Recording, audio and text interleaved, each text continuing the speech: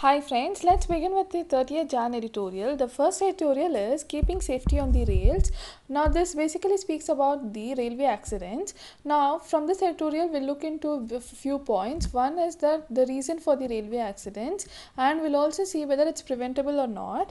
After that we'll see what is needed to ensure the safety of passengers commuting through railways, and also we'll look into the funding issues and the committee's recommendations regarding the same. Now, first let's look into the reason for the railway accident. So, the reasons might be, so the reasons are like the failure of the railway equipment, which is the carriage and wagon defects, and also carriages are being run beyond their useful life, so you're using the outdated carriages. And other reasons are irresponsible staff, rail fractures, which is nothing but the gap in the railway tracks, and also on some occasions there are many non-railway factors which are also leads to the fatal accidents. Now the question is, are these accidents preventable or not? The Kakodkar committee, on the railway safety, which focused on the railway safety, found that leaving just 15% of the railway accidents, other accidents were completely under the control of the railway administration. So he says that leaving 15% where there was no control on that, leaving the 15% of the accidents, the remaining accidents were completely under the control of railway administration. So it was says that the majority of the accidents are they're completely preventable. Now, coming to what is needed or what should be done in order to ensure the safety of passengers, one is that we have to use the ultrasonic flaw detection to keep the track safe. So, in order to check the gaps in the railway tracks, we have to make use of the ultrasonic flaw detection. And also, as suggested by the Kakodkar committee, it recommended the replacing the aging and unsafe carriages with the modern Link Hoffman Bush coach. So this was the another recommendation by the Kakodkar committee. So this has to be followed by the the supply by the government is not at the pace, is not on pace with the requirement. So it means that there is increase in demand.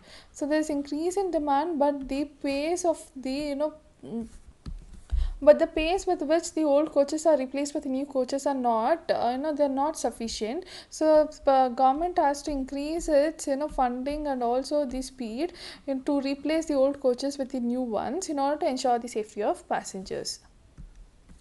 So the Railway Ministry has started a major safety initiative, and it's set up a fund called Rashtriya Rail Sanraksh Kosh, and this funding, such funding is very much important in order to ensure the safety of the railways. But what is more needed is the need for the transparent framework with the public reporting requirements. So whatever the funding is done, this should be transparent. This should be done in a transparent manner, and also with the public reporting. And given that the railway ministry has started its own fund, but still there's need for the high budgetary support by the government too, in order to meet the demands of the people and also ensure the safety. So to conclude, Indian railways, they serve as the vital function. They serve the vital function of providing travel access to millions of people. And as Mahatma Gandhi wrote in his article, he said, third class in Indian railways have he also spoke about the responsibility of making it equitable and comfortable. He says that even the third class in the railways should be made more equitable and comfortable, and it also should be ensured that it is safe for the passengers. Now let's move on to the next editorial. Now our next editorial is Gandhi for our troubled times. This editorial speaks about the various idols of the Gandhi, and as we also know that the very famous the non-violence practiced by the Gandhi, the impact of his philosophy of non-violence, it inspired various leaders like Khan Abdul Ghaffar Khan, Martin Luther King, Nelson Mandela, Václav Havel, etc. Now let's look into the various idols followed by the Gandhi. One is a self-examination. So just like Socrates, Gandhi also emphasized on the self-examination. So example of the self-examination was the Gandhi's critical attitude towards the modern civilization. So Gandhiji, they emphasized on asking questions on what the Western world will present as a universal truth. Therefore it is, therefore it is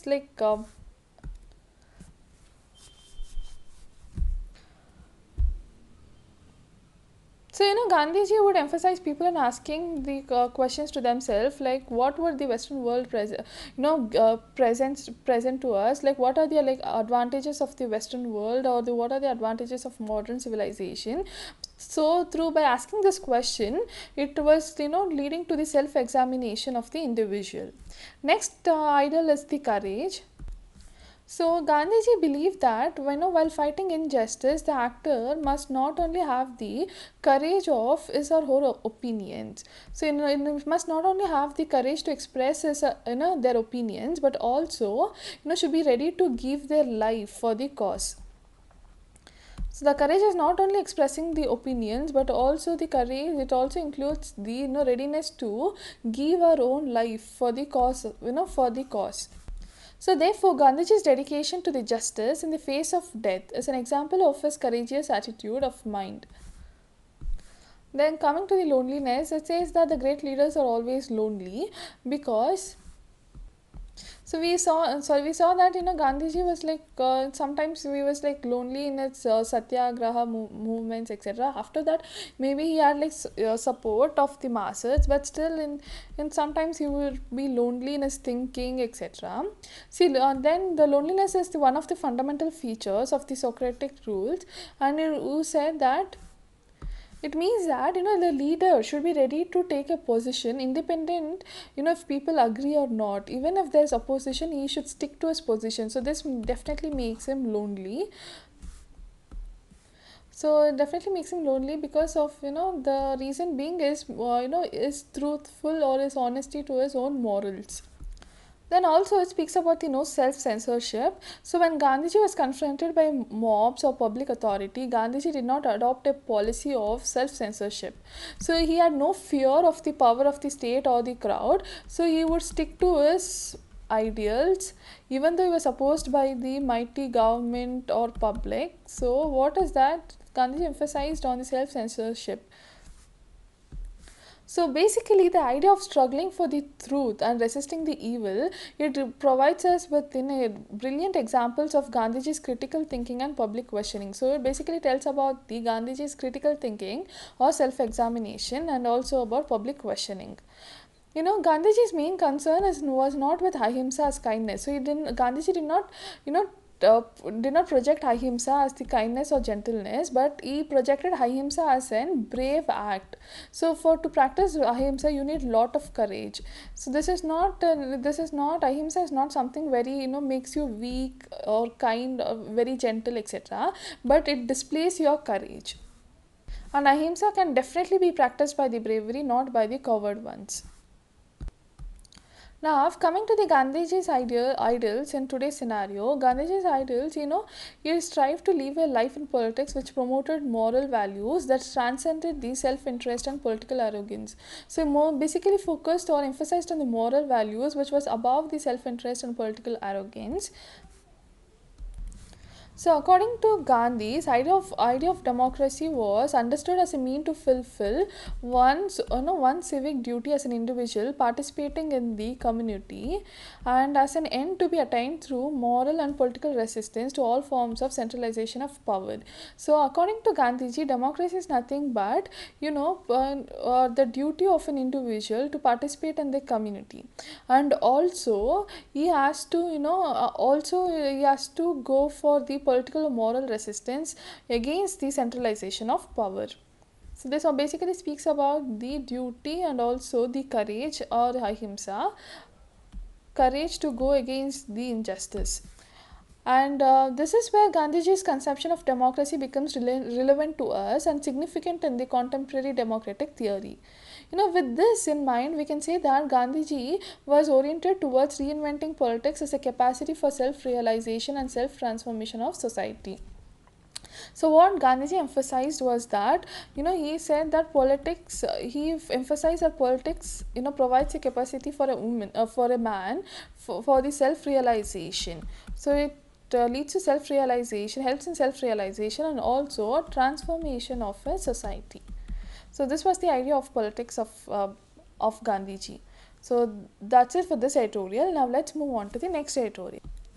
Now, moving on to the next editorial, which is Fielding the Finest.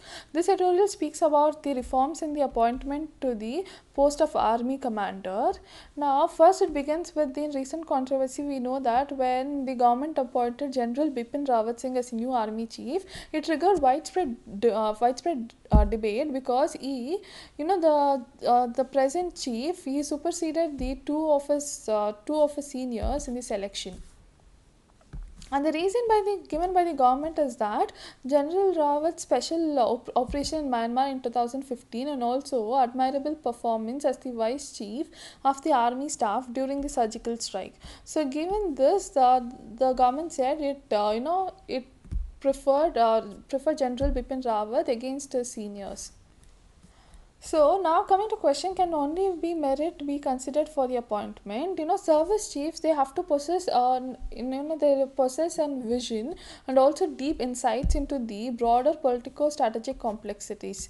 So what they should have is then broader vision and insights into the political and strategic complexities at both the national and international levels. So, just an tactical level experience in one particular arm cannot be a criteria for the appointment as the nation's top military commander. So, only one experience or a commendable achievement in one area should not be the sole reason for the appointment as an army chief.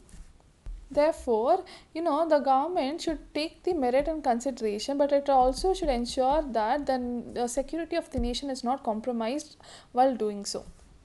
Now, coming to the appointment of army commanders, the appointment of army commanders has a direct bearing on the selection of chief, because as the service chiefs are selected from amongst them.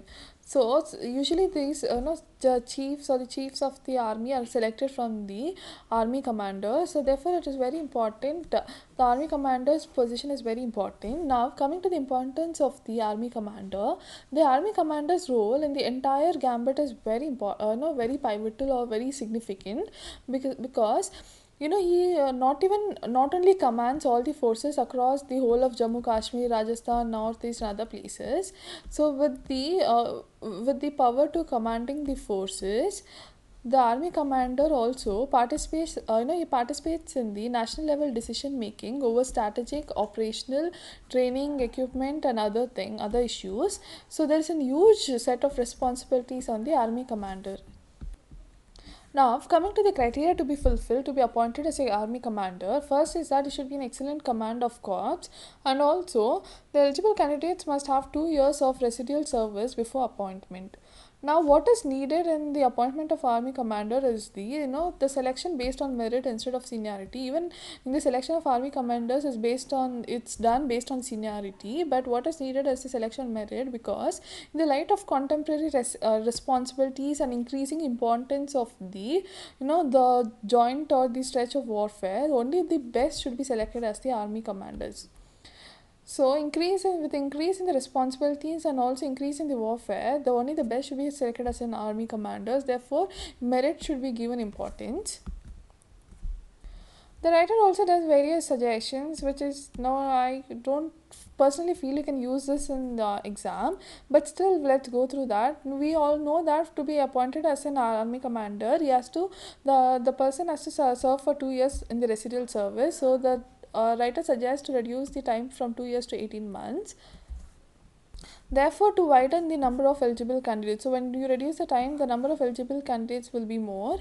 And also the writer suggests that the selection of the army commander to the post of army commander should be done by a selection board consisting of the service chiefs, and then the final recommendation should be sent to the government.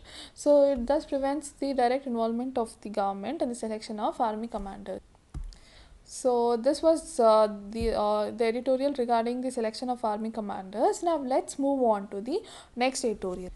The next editorial speaks about the global gag rule. This is the title, Choked by Global Gag Rule. The global gag rule, also known as a Mexico City policy, this was introduced by the President Ronald Reagan in 1984. Now let's see what is global gag rule. According to global gag rule, it states that US government funding cannot be given to the NGOs either directly or through the US non-governmental partners of this NGO, unless this foreign NGO sign an undertaking. They should sign an undertaking to not to provide abortion services, or also even information or advocacy on the abortion to their clients, even in the countries where the abortion is legal, and even with the money that does not come from the United States Agency for the International Development's budget. So once you start receiving funding from the US, so you cannot provide the abortion services even from their own money. The NGOs cannot provide the abortion services even from their own money, or this money from other sources. So they are completely banned in providing the abortion services, or not only abortion services but also the information advocacy on the abortion services, even in countries where the abortion is legal. Now, coming to the various impacts of the global gag rule, one is that it has handicapped many NGOs which are providing family planning information. So, it handicaps the NGOs which provide in poor countries, especially in poor countries, which provide the family planning and information services to women, because these agencies often help women to deal with the unplanned and unwanted pregnancies in countries where it is legal to do so. So the NGOs are they are restricted from providing family planning information to the women. Even they can't even provide information to deal with the unplanned or unwanted pregnancies. So therefore it affects the right of the woman to get rid of the unconsent or unwanted fetus. So again, the next impact is that it impacts the funding of the even to the in order to deal with the sexually transmitted diseases. It says that the global gag rule, it penalizes the women and organization in ways that go beyond the abortion access. So it can cut off the funding for the crucial activities like HIV or AIDS prevention, contraceptive access, sexuality information, maternal and child health, etc. So it not only impacts in funding funding to deal with the sexually transmitted diseases like HIV or AIDS, but also funding to the contraceptives, to access the contraceptives and to provide the sexuality information, and also affects the funding to the maternal and child health. The reason being that they're now the non-governmental agencies working in these areas, they might give up concentrating in these areas because of the restriction from their funding sources. Now, it also has an adverse impact on the poor countries, like especially the countries in Africa, where the unmet demand for the health, reproductive and contraceptive information services is high. So the demand for the reproductive and contraceptive information is high because the government do not have the resources to meet these demands. So therefore, it definitely affects the people in the poor countries.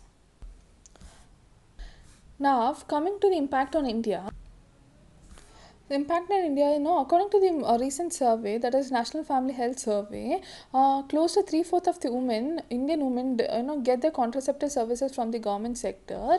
See, the women usually get these contraceptive services from the type of contraceptive services women are getting from the government is only mainly focuses on the female sterilization. So the government services only focuses on the female service sterilization, whereas the women are dependent on the NGO for other temporary methods of birth control.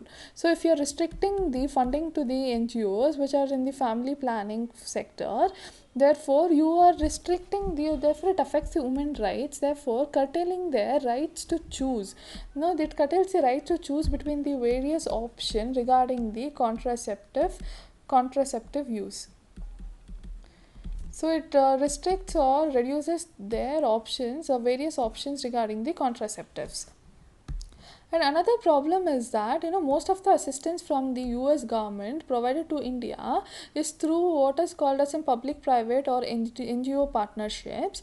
Now, given this global gag rule, it's not clear how these partnerships will play out under the new ruling.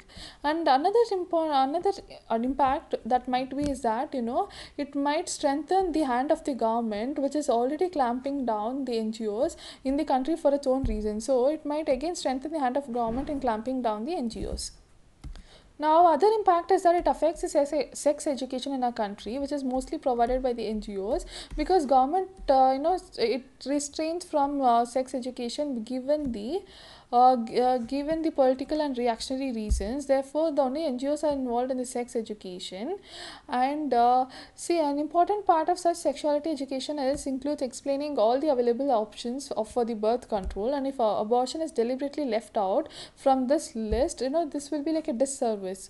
So, while explaining the available options for the birth control, we have to mention about abortions too. So we can't just leave out the abortion. This is like giving the incomplete information to to those needy. Now, there are also few positive impacts of this global gag rule. One is that it prohibits the support. No, it prohibits the support to coercive abortion or involuntary sterilization, which is like where there's controversy. Where there is an issue, which is an issue in India. There are many protests regarding this, regarding the coercive abortion or the forced abortion or involuntary sterilization. So, especially among the tribal women who are forced to take the post-mortem sterilization. So this will lead to a reduction in the post-mortem sterilization.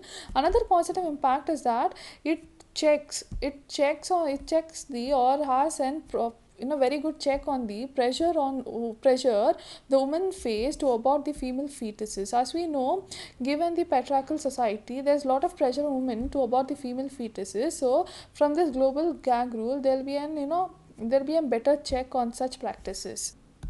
Now, coming to the important caveats or the limitations of the global gag rule, first is that the global gag rule, it only applies to the promotion of abortion as a means of family planning. So you can't promote the abortion as a means of family planning, but it does not place any restrictions on abortion after a sexual attack or abortion to save the life of a pregnant woman. So you can use abortion to save the life of a pregnant women, or can use abortion even after a sexual attack.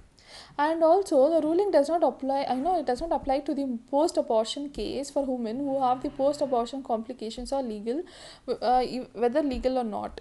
So it does not apply to the post-abortion care for the women. So NGOs can be involved in the post-abortion care of the women. So there's no restriction on that.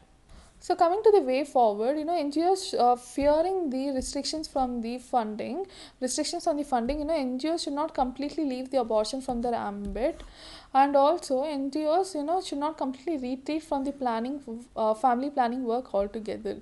So what is needed is that now, from the NGOs point of view, they should ensure that women are given they are given all the information, and also ensure that no incomplete information, fearing the restriction in the funding. And also from the US it has also responsibility to ensure that the right of women is protected. It might be like right of women, it also includes a right to child, etc. So there's also responsibility on US to ensure that. So that's it for today's editorial. If you found this editorial useful, I would request you to subscribe to my channel and also give me your feedback. Thanks for watching.